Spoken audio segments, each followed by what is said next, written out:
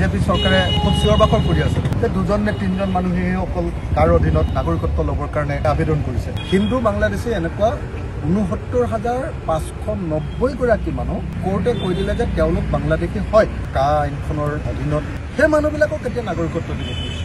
আৰু যিবিলাকৰ গোচৰ চলি আছে সন্দেহযুক্ত বিদেশী বুলি তাক কয় আৰু ডি ভোটাৰত আছে, সেই যিবিলাক মানুহ আছে সেইবিলাকৰ ক্ষেত্ৰতো এতিয়া গোচৰবিলাক উঠাই ল'বলৈ সিদ্ধান্ত ল'লে। গতিকে কেইবা লাখ মানুহক বিজেপি চৰকাৰে কাৰ অধীনত নাগৰিকত্ব দিবৰ কাৰণে প্ৰক্ৰিয়া আৰম্ভ কৰি দিছে। মই বিধানসভাত ইয়াৰ নিশ্চয় প্ৰতিবাদ কৰিম, কিন্তু বাকী সংগঠনবিলাকৰ ক্ষেত্ৰত আমি দেখিছোঁ যে এই প্ৰশ্নবিলাক কিন্তু যিমান সফলভাৱে আজি উত্থাপন কৰিব লাগিছিলে তেওঁলোকে এতিয়া সেই প্ৰশ্নবিলাক উত্থাপন কৰা নাই। আৰু সেইকাৰণে মই ভাবোঁ যে প্ৰত্যেকজন অসমীয়া মানুহে ইয়াৰ বিৰুদ্ধে মাত মতা দৰকাৰ। কোনোবা এজনৰ নাম গোচৰৰ পৰা যদি প্ৰত্যাহাৰ কৰি আকৌ যদি ইয়াত আবেদন কৰিবলগীয়া হয় কাৰ বিদেশী হোৱাৰ কাৰণেহে যে তেওঁলোকে কাৰ অধীনত যে এনেকে আবেদন কৰিব লাগিব সেই কথাটোতো ডিক্লেয়াৰ হৈ যাব। নাগৰিকত্ব পোৱা মানুহবিলাকৰ কোনে কাৰ অধীনত নাগৰিকত্ব পাইছে চিনি পাই যাম। গতিকে বিজেপিয়ে বাকী হিন্দু বেংগলী মানুহবিলাককতো সন্দেহৰ আৱৰ্তত পেলালে। যিবিলাক মানুহে এতিয়া কাৰ অধীনত আবেদন কৰিব জীৱন জুৰি তেওঁলোক বিদেশী বিদেশী বিদেশী বুলি সদায় চিঞৰি থাকিব মানুহে, আৰু তেওঁলোক যিকোনো সময়তে বিপদত পৰাৰ সম্ভাৱনাই থাকিব। গতিকে মই ভাবোঁ যে এই কা আইনখন এখন অত্যন্ত অসাংবিধানিক সাম্প্ৰদায়িক আইন। এই আইনখন বাতিল কৰিব লাগে। কা আন্দোলনত মোক 24টা গোচৰ লগাইছিলে গোটেই অসমত, তাৰ ভিতৰত ইয়াত 7টা গোচৰ আছিলে। সেই গোচৰবিলাকৰ কোনোবাটোত চাৰ্জ ফ্ৰেম হৈছে, কোনোবাটো চাৰ্জ ফ্ৰেমিঙৰ চলি আছে, আৰু কোনোবাটো আকৌ সমিট কৰিবলৈও বাকী আছে। গতিকে কা আন্দোলনৰ সেই গোচৰবিলাক চলি আছে। আমি যিবিলাকে কম্প্ৰমাইজ নকৰাকৈ আন্দোলন কৰিছিলোঁ তেওঁলোকৰ ওপৰত গোচৰ দিয়া হৈছে। আমি যিবিলাকে সঁচা সঁচিকৈ অসম মাতৃক ভাল পায় আন্তৰিকতাৰে সৈতে আৰু জেনুইনলি আন্দোলন কৰিছিলোঁ সেইবিলাকৰ ওপৰত গোচৰ দিছে। আৰু যিবিলাকে মানে নাম চাম ভালেই কৰিছে কিন্তু জেনুইনলি লগা নাছিলে তেওঁলোকতো কোনো গোচৰত আমি থকা দেখা নাই।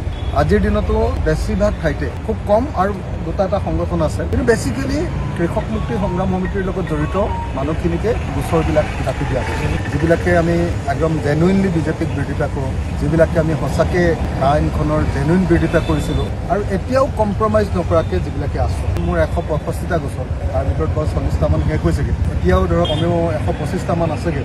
আজিৰ দিনটোত যদি গভৰ্ণমেণ্টৰ লগত যদি কম্প্ৰমাইজ কৰি দিলোহেঁতেন 125টা গোচৰ মই একেদিনৰ ভিতৰতে শেষ কৰি পেলাব পাৰোঁ কম্প্ৰমাইজ যদি কৰোঁ। কিন্তু কম্প্ৰমাইজ নকৰাকৈ আমি যিবিলাকে এনেকৈ আপোচবিহীনভাৱে জাতিটোৰ কাৰণে লাগি আছোঁ সেই মানুহবিলাকৰ ওপৰত এনেকুৱা ধৰণৰ গোচৰবিলাক আছে। কা আইনখনৰ অধীনত অসমৰ 69,590 গৰাকী ডিক্লেয়াৰ্ড ফৰেইনাৰ তেওঁলোকক বিদেশী বুলি ইতিমধ্যে কোৰ্টে ঘোষণা কৰি দিলে।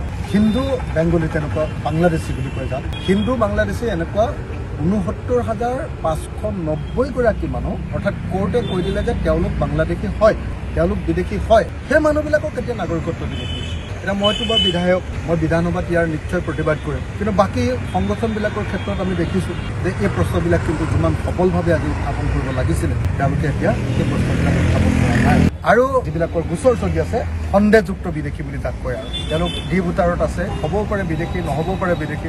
তো সেই যিবিলাক মানুহ আছে সেইবিলাকৰ ক্ষেত্ৰতো এতিয়া গোচৰবিলাক উঠাই ল'বলৈ সিদ্ধান্ত ল'লে। গতিকে কেইবা লাখ মানুহক বিজেপি চৰকাৰে কাৰ অধীনত নাগৰিকত্ব দিবৰ কাৰণে প্ৰক্ৰিয়া আৰম্ভ কৰি দিছে। আৰু সেইকাৰণে মই ভাবোঁ যে প্ৰত্যেকজন অসমীয়া মানুহে ইয়াৰ বিৰুদ্ধে মাত মতা দৰকাৰ। বিজেপি চৰকাৰে খুব চিঞৰ-বাখৰ কৰি আছে যে 2জন নে 3জন মানুহে অকল কাৰ অধীনত নাগৰিকত্ব ল'বৰ কাৰণে আবেদন কৰিছে।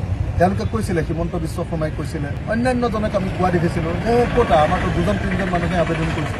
বেংগলী মানুহবিলাকেও জানে যে আজিৰ দিনটোত যদি কোনোবা এজনৰ নাম গোচৰৰ পৰা যদি প্ৰত্যাহাৰ কৰি আকৌ যদি ইয়াত আবেদন কৰিবলগীয়া হয় কাৰ, তেতিয়াহ'লে তেওঁলোক যে বিদেশী, আৰু বিদেশী হোৱাৰ কাৰণেহে যে তেওঁলোকে কাৰ অধীনত যে এনেকে আবেদন কৰিব লাগিব সেই কথাটোতো ডিক্লেয়াৰ হৈ যাব। অসমত বিদেশীয়ে নাগৰিকত্ব পাইছে, কোন কোন বিদেশীয়ে পাইছেতো আমি চিনি পাই যাম। নাগৰিকত্ব পোৱা মানুহবিলাকৰ কোনে কাৰ অধীনত নাগৰিকত্ব পাইছে চিনি পাই যাম। গতিকে বিজেপিয়ে যিমানেই যি নকক লাগিলে হিন্দু বেংগলী মানুহবিলাকৰ কাৰণেও যে আচলতে একো ভাল কাম কৰা নাই। বাকী হিন্দু বেংগলী মানুহবিলাককতো সন্দেহৰ আৱৰ্তত পেলালে। তদুপৰি দেখা গৈছে যে যিবিলাক মানুহে এতিয়া কাৰ অধীনত আবেদন কৰিব সেই মানুহবিলাকক সদায় জীৱন জুৰি তেওঁলোক বিদেশী বিদেশী বিদেশী বুলি সদায় চিঞৰি থাকিব মানুহে, আৰু তেওঁলোক যিকোনো সময়তে বিপদত পৰাৰ সম্ভাৱনাই থাকিব, সামাজিকভাৱে বিপদত পৰাৰ সম্ভাৱনা থাকিব। গতিকে মই ভাবোঁ যে এই কা আইনখন এখন অত্যন্ত অসাংবিধানিক সাম্প্ৰদায়িক আইন। এই আইনখন বাতিল কৰিব লাগে। আজিৰ দিনটোত কেৱল ডিব্ৰুগড় কোৰ্টৰ 5টা গোচৰত উপস্থিত হৈ মই কা আইনখন আকৌ এবাৰ বাতিল কৰিবৰ কাৰণে চৰকাৰৰ ওচৰত দাবী উঠাম।